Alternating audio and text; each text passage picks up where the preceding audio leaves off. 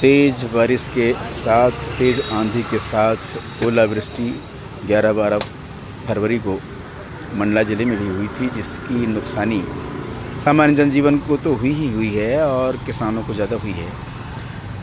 गहन जांच करने के बाद ही उचित मुआवजा दिलवाए जाने के लिए माननीय मुख्यमंत्री जी, माननीय प्रधानमंत्री जी के नाम आम आदमी पार्टी मंडला इकाई ने आज 15 फरवरी को कलेक्ट्रेट पहुंचकर ज्ञापन सौंपा है।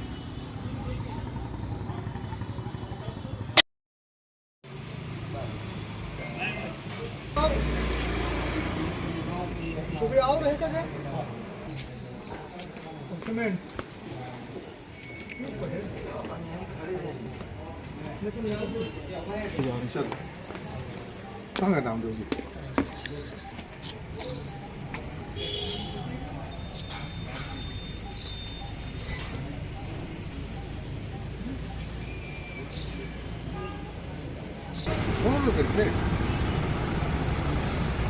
वो आ रहा है,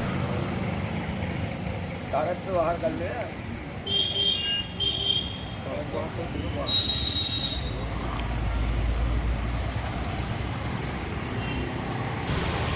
सर, आज जानकारी में है कि आम आदमी पार्टी संगठन मंडला के द्वारा माननीय कलेक्टर महोदय कार्यालय पहुंचकर किस विषय पर ज्ञापन सौंपा गया है? महोदय जी, 12 फरवरी 2024 की रात्रि में अचानक लगभग 12 बजे के करीब समूचे मंडला जिला में अतिवृष्टि ओलावृष्टि होने के कारण समूचे किसानों की जो रबी की फसल है वो पूर्ण रूप से नष्ट हो चुकी है। उनको उचित मुआवजा मिले किसान लोगों को, इस विषय में हम आज सभी आम आदमी पार्टी के जितने भी पदाधिकारीगण हैं सब मिलकर के और एसडीएम कोर्ट में आकर के हमने माननीय कलेक्टर महोदय के नाम से हमने ज्ञापन सौंपा है। ज्ञापन सौंपने के बाद कार्यवाही होती है नहीं होती है, इसकी जानकारी क्या आप लोग लेते रहते हैं? जी हाँ, कार्रवाई होती है नहीं होती है इसकी जानकारी निरंतर हम लेते रहते हैं और अगर कोई कार्रवाई नहीं होगी तो अग्रिम कार्रवाई की जाएगी। प्रायः देखा जाता है कि किसानों के साथ मुआवजे की बात तो होती है पर उचित दर पर मुआवजा नहीं मिल पाता, इसके बारे में क्या कहना चाहेंगे?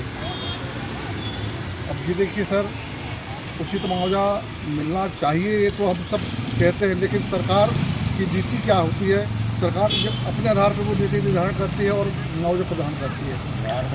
आकलन का जो भी आकलन हो, भाई पटवारी स्पॉट में जाएगा, सर्वे करेगा, फसल की क्या नुकसानी हुई है, उसका क्या मुआवजा बन रहा है, उस मुआवजा के आधार पे उसका आवंटन होता है, क्षतिपूर्ति प्रदान की जाए। आप लोग आम आदमी पार्टी का नेतृत्व करने वाले लोग हैं, क्या आप ये बता पाएंगे कि किसानों को फसल बीमा योजना का फ़ायदा मिल पाता है? आप देखिए, फसल बीमा योजना का फ़ायदा तो वास्तव में यदि देखा जाए ना तो कंपनियाँ ही उठा रही हैं, ये किसान तक नहीं पहुंच रहा है। प्रीमियम उससे जमा कराया जाता है, लेकिन सबसे ज़्यादा बेनिफिट लिया जाता है कंपनी, जो बीमा कंपनी रहती है उनको ही फायदा है। आप बताइए कितने किसान प्रभावित हुए होंगे, और जब पूरे क्षेत्र के किसान वहाँ पर प्रीमियम जमा करते हैं तो जितना उनको मुआवजा नहीं दिया जाता उससे 10 गुना उनके पास पैसा जमा हो जाता है।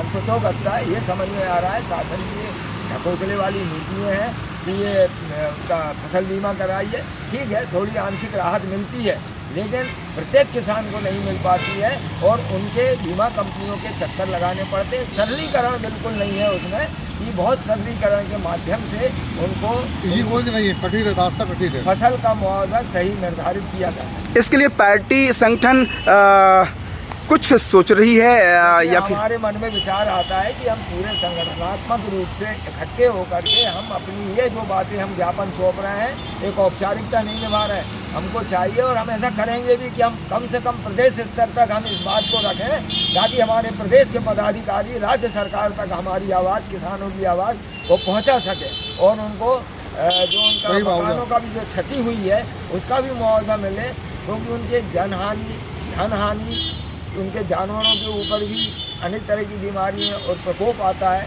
उनकी भी सुरक्षा शासन के द्वारा की जाए। अभी जानकारी में आ रहा है कि दिल्ली के लिए किसानों का बहुत बड़ा हुजूम निकला हुआ है, इसके संबंध में पार्टी क्या कहना है? कई तरह से आरोप लगाए जा रहे हैं कि वो किसान नहीं है, किसान कभी आंदोलन नहीं करता, उग्र नहीं होता। जब किसान को सही मायने में उसकी फसल का रेट नहीं मिल पाता है MSP के माध्यम से, समर्थन मूल्य के माध्यम से, तो निश्चित रूप से आक्रोशित होता है। समर्थन मूल्य का आशय ये है कि कुल लागत का 50 गुना अधिक पैसा उस किसान को मिले, और उतना नियम बना करके, ऐसा नहीं है कि नियम बना दिए कि हम समर्थन मूल्य दे रहे हैं, उसको उतना खरीदा ही जाए उससे, क्रियान्वित होना चाहिए, लेकिन नहीं मिल पा रहा है उसको पैसा।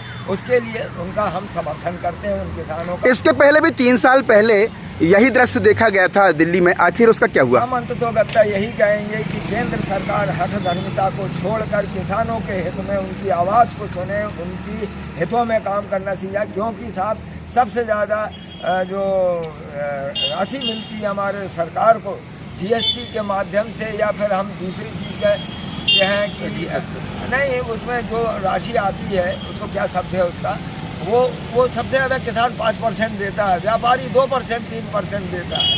तो ये किसानों के हित में नहीं है, कॉर्पोरेट सेक्टर के लिए सब कुछ लोग सोचती है सरकार, किसानों के हित में बहुत कम सोचती है। और हम हमारे पार्टी के माध्यम से आवाज़ बुलंद करेंगे कि किसानों को प्राथमिकता के आधार पर उनके हितों का ध्यान रखा जाए, सर्वे के आधार पर उचित मुआवजा मिले किसानों को। क्या आप बता पाएंगे कि विधानसभा चुनाव में भी सरकार ने अपने घोषणा पत्र में इस बात को लाया कि किसानों को फायदा मिलेगा, गेहूं उपार्जन में भी और धान में भी, यानी खरीफ और रबी में भी?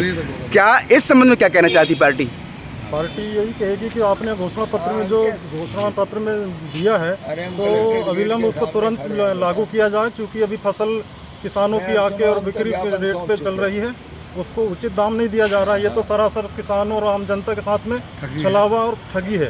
आम आदमी पार्टी इसका सतत विरोध करेगी और इसका समर्थन में है कि उनको उचित मुआवजा मिलना चाहिए, उचित दाम मिलना चाहिए। मैं भी तो भूखा प्यासे आया हूँ।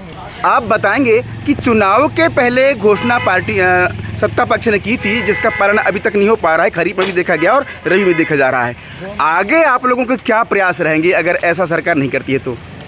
अरे सरकार ऐसे प्रयास नहीं करेगी तो इसका जवाब सख्त रूप से आम आदमी पार्टी के सक्रिय कार्यकर्ताओं द्वारा दिया जाएगा, ताकि ग्रामीण क्षेत्र और शहरी क्षेत्रों सभी वर्गों को लाभ पहुँचे, सभी वर्गों के किसानों को इसका लाभ उचित मिल सके। और इसके लिए हमेशा कोशिश करते रहेंगे जब तक कि किसानों को पर्याप्त रूप से क्षतिपूर्ति राशि नहीं प्रदान किया जाए। आपका शुभ नाम? RS परस्ते। आपका? मैं दीनदयाल कुमरे, लोकसभा उपाध्यक्ष, आम आदमी पार्टी मंडला। मैं शिव कुमार परती, आम आदमी पार्टी सक्रिय कार्यकर्ता। आपका शुभ परिचय? मैं चंद्रगुप्त नामदेव, आम आदमी पार्टी जिला सचिव मंडला। धन्यवाद।